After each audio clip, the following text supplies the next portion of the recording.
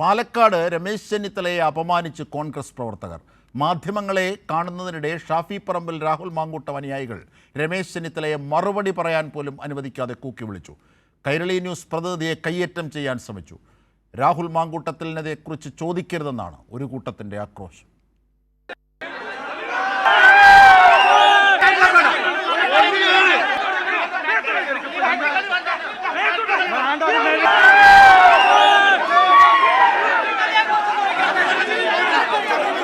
കോൺഗ്രസ് പ്രവർത്തക സമിതി അംഗം രമേശ് ചെന്നിത്തലയുടെ പ്രതികരണമാണ് ഷാഫി രാഹുൽ അനുകൂലികൾ തടസ്സപ്പെടുത്തിയത്.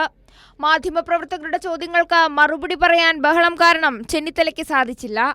ഷാഫി രാഹുൽ അനുകൂലികൾ കരുതിക്കൂട്ടിയെത്തിയാണ് അക്രമമുണ്ടാക്കിയത്.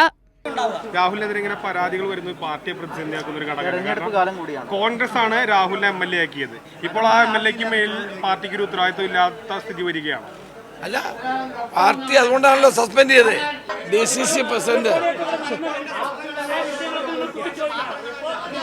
പാവങ്ങളെന്നാലും DCC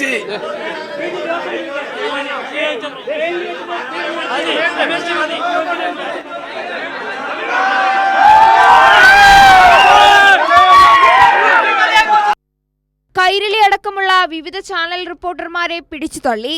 മൈക്ക് പിടിച്ചു വാങ്ങാൻ ശ്രമമുണ്ടായി. തെറി വിളിച്ചുകൊണ്ടായിരുന്നു അക്രമം. മാധ്യമപ്രവർത്തകരെ കയ്യേറ്റം ചെയ്തതിൽ KUWJ പ്രതിഷേധിച്ചു.